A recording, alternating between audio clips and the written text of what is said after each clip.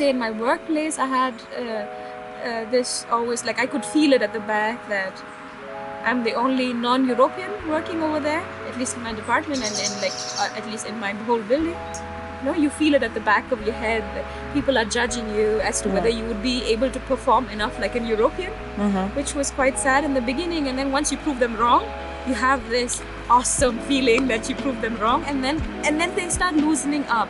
And I feel like, why does it that somebody have to prove themselves for you to think, they are also capable, that they're intelligent enough? That was something.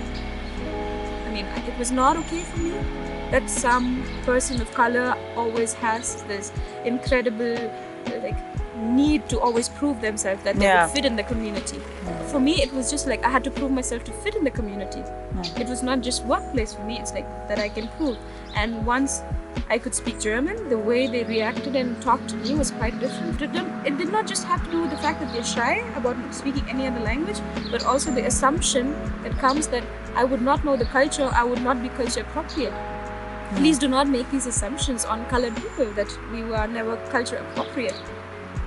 Like, I would not expect a German to come back home and touch my parents' feet, because that is a normal culture in India. I used to wear a lot of Indian dresses in the beginning, and then I stopped at one point of time because I knew I would always be treated differently. It's like when you see a person stutter, you're going to do this expression on your face, you do that. Yeah. The other person starts panicking more. You're not helping the other person. It's the same thing with color appropriation. When you start expecting and you show these face reactions, it doesn't matter that you don't say anything or you don't want to say anything. With the people of color, always feel a bit overwhelmed. Like, am I doing it correctly? Yeah, exactly. But I also must say I had the beautiful opportunity of meeting some wonderful colleagues who were really nice to me from the other department.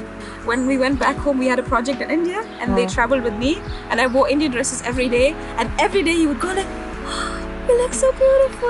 Why are you not wearing it every day in Germany? I'm like, I could not really feel comfortable telling him, you are nice doesn't mean all the other German people are nice. And I feel like I'm judged and I'm looked upon differently. And I want people not to judge me of the thing I wear, but rather the lecture I give, that you focus on what is important. You're here to listen to me, to learn from me. Please focus on that. Do not focus on my face, on the dot I have on my head, or the wear dress I wear. Yeah. But you cannot really stop. You cannot teach everybody, Yeah, exactly. And what kind of advice can you give to a dark-skinned person that is discriminated or just have super bad comments or get insulted because of her skin tone? Yeah, I have a lot of Indian friends. We have a strong Indian community here beginning to grow, and I've heard stories from people going to the bar and people saying this country is for Germans, this is not for Indians, and you people are our enemies, you steal our jobs or something like that. The band of comments you get is quite various. I was fortunate enough not to go through very sick comments, or at least I was strong enough to handle it politely, because when, at least from my demeanor, I think people feel a bit scared to come approach me and say something very offensive. But that's good. But yeah, I learned it. In Braunschweig taught me that, because it's quite different from Berlin. But I would say ignore. Do not give those people so much of importance in your life, because they are like a fleeting cloud. They do not have any other important thing going on in their life. And it's just like they have nothing better to do, or they don't know what else they can do other than feel scared and feel overwhelmed that this person is better than me. Sometimes, or most of the times, it's also plain jealousy.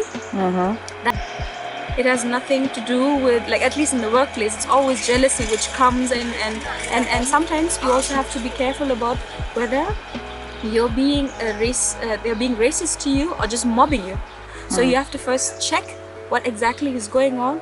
And I would say, if it is very, very bad comments which you think you should react upon it, go through it legally. The system here supports people.